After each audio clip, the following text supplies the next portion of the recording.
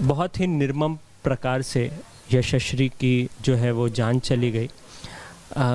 आप बताएं कि क्या कुछ उसके सपने थे उस दिन जब वो घर से निकली, तो क्या परिस्थिति थी, किस हालात में निकली थी? उस वक्त मैं ड्यूटी पे था, उसकी मम्मी एवं की।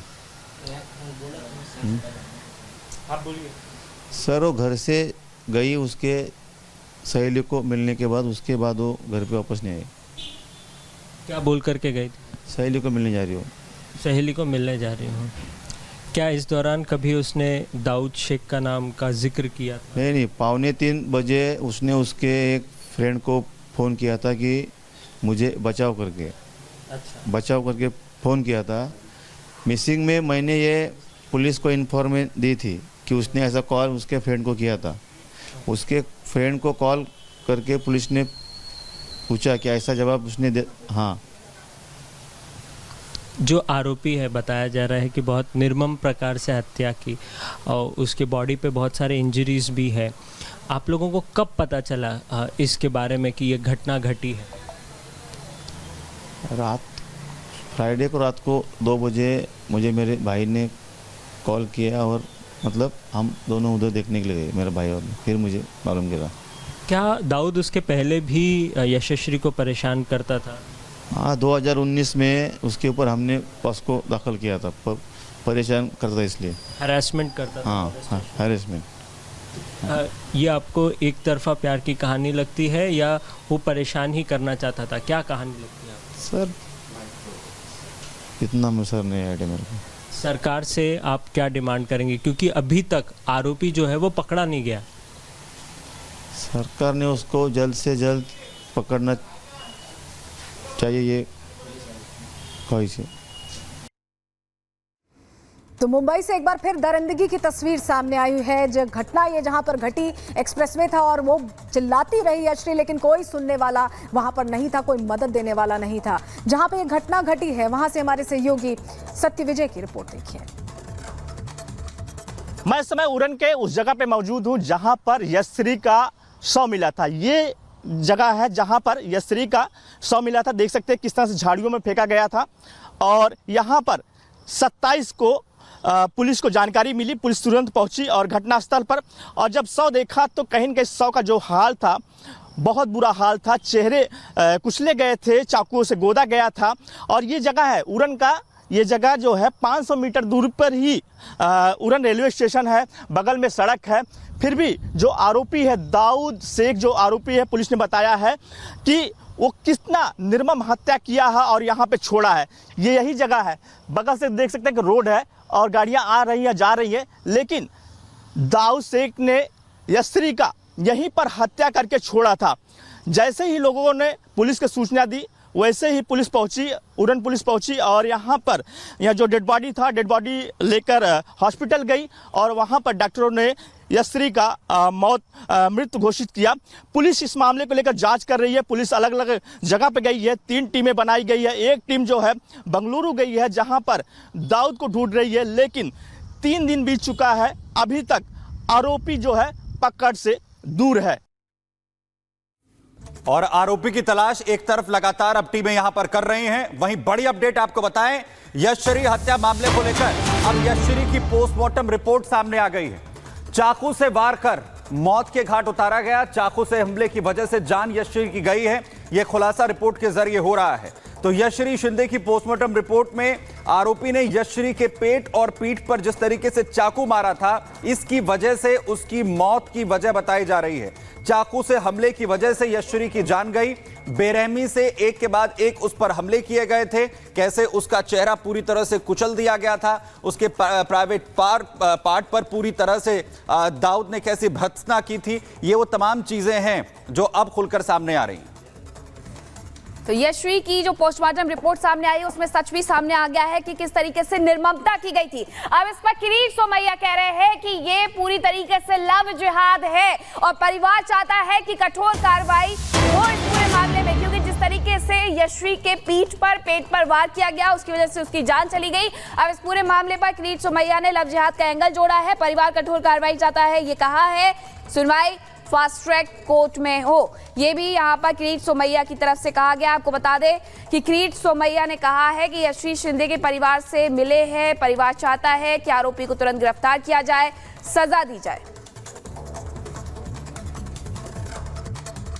अभी हमने मेरे स्थानिक विधायक मित्र महेश बाल्दी के साथ में यशस्वी शिंदे के परिवार से मुलाकात की। उनकी माताजी, पिताजी और रिश्तेदारों को हमने वचन दिया है बहुत ही जल्दी जो भी आरोपी हो, फिर वो मोहम्मद दाऊद शेख हो, उनके सहयोगी हो, उनको गिरफ्तार किया जाएगा और शेड्यूल कास्ट एक्ट के अंतर्गत एट्रोसिटी एक्ट भी लागू किया जाएगा। तो इस तरह की घटनाएं ऐसा लग रहा है कि आम होती जा रही हैं। ये जो 4 मामले आप देख रहे हैं, ये वैसे ही मामले हैं जहां नृशंस हत्या की गई है। दाऊद शेख, जो नवी मुंबई की खबर हम आपको बता रहे थे, वो सबसे पहला मामला। यशश्री शिंदे की निर्मम हत्या कर दी जाती है और वो फरार हो जाता है। आफ्ताब पूनावाला, आपको श्रद्धा वालकर की वो दिल्ली की तस्वीरें याद होंगी जहां लगातार चाकू से हमला किया गया था और तब तक जब तक उसकी जान नहीं चली गई और उसके बाद उसे छिपा भी दिया गया। फैयाज, नेहा की हत्या, हुबली कर्नाटक से यह खबर आई जिसने सबको हैरान कर दिया और सब सोचने पर मजबूर हो गए कि आखिर मानवता को ऐसे भी कोई शर्मसार कर सकता है। फरियाद हुसैन, जिसने नाबालिग की हत्या की, बरेली उत्तर प्रदेश की यह खबर आई थी जिसने सबके रोंगटे खड़े कर दिए थे। और इसीलिए सवाल यह बना हुआ है कि बार बार इस तरह की घटनाएं, ऐसे इतनी हिम्मत इन दरिंदों में आती कहां से है। इसी से जुड़ी एक रिपोर्ट आपके सामने रखते हैं।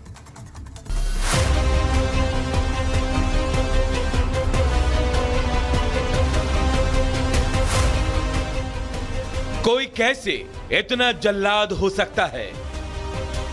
कोई कैसे इतना बेरहम हो सकता है?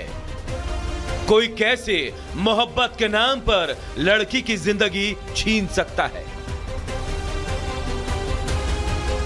यह सवाल अब हर किसी को कचोट रहा है, क्योंकि मुंबई की यशश्री के साथ दरिंदे दाऊद ने इश्क में बदलापुर की ऐसी कहानी लिख दी कि हर कोई अब सन्न है। दरिंदे दाऊद ने यशश्री के साथ ऐसी वारदात को अंजाम दिया कि किसी का भी दिल दहल जाए। तस्वीरों में दिख रहे इस बेरहम हत्यारे ने पहले नवी मुंबई के उरण की रहने वाली यशश्री शिंदे का बेरहमी से कत्ल किया और फिर फरार हो गया। एक फोन आया था कि उरण रेलवे स्टेशन के सामने एक झाड़ी में एक लड़की की डेड बॉडी पड़ी है। उसके बाद हम लोगों ने वहाँ पे पहुँचते ही तहकीकात करने के बाद ये पता चला कि ये तकरीबन 20 साल की एक लड़की थी। उसको किसी ने स्टैबिंग करके वो वहाँ पे उसका डेथ हुआ था। उसके सिलसिले में हम लोगों ने BNS 103 के तहत गुनाह दाखिल किया है और आगे का तपास कर रहे हैं। दरअसल 3 दिन से गायब यशश्री के परिजनों ने थाने में शिकायत दर्ज कराई, जिसके बाद तलाश में जुटे पुलिस को पनवेल उरण हाईवे के किनारे झाड़ियों में क्षत विक्षत अवस्था में यशश्री का शव मिला, जिसको देखकर साफ पता चल रहा था कि यशश्री के साथ दरिंदे दाऊद ने कितनी क्रूरता की होगी, कितनी बेरहमी से यशश्री की हत्या की होगी। पुलिस की शुरुआती जांच में पता चला है कि दाऊद ने यशश्री के प्राइवेट अंगों पर काफी वार किए थे। उसके हाथ पैर भी तोड़े गए थे। यशश्री के पीठ और पेट पर धारदार हथियार से कई वार किए गए थे।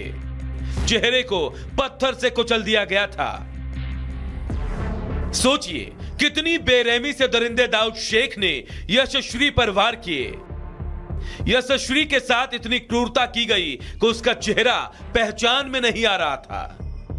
यशश्री के कपड़े फटे हुए थे।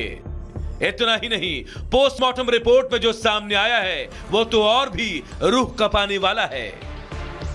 पीएम रिपोर्ट के मुताबिक यशश्री के साथ बेरहमी करने से पहले दरिंदे दाऊद शेख ने उसका बलात्कार किया। फिलहाल पुलिस दरिंदे दाऊद शेख को तलाश रही है, लेकिन इस ब्रूटल मर्डर की क्राइम कुंडली के तार 5 साल पुरानी घटना से जुड़े हैं। साल 2019 में यशश्री के पिता ने दाऊद शेख के खिलाफ FIR दर्ज कराई थी। दरअसल दाऊद शेख नाबालिग यशश्री के साथ गलत हरकत कर रहा था। पुलिस ने शिकायत पर पॉक्सो एक्ट के तहत मामला दर्ज किया था। और फिर पुलिस ने दाऊद शेख को गिरफ्तार कर जेल भेज दिया। जेल से छूटने के बाद दाऊद शेख कर्नाटक चला गया, लेकिन वहां से भी दाऊद ने यशस्वी शिंदे से संपर्क जारी रखा। वहीं पुलिस ने अब दाऊद शेख को पकड़ने के लिए 3 टीमें बनाई है और एक टीम को कर्नाटक भेजा है, क्योंकि वारदात के वक्त भी पुलिस को दाऊद शेख की लोकेशन उरण में मिली थी, जिसके बाद पुलिस को शक है कि दाऊद शेख ने उरण आकर पहले यशस्वी को मिलने के लिए बुलाया और फिर इस पूरी वारदात को अंजाम दिया। Bureau report, Republic Bharat.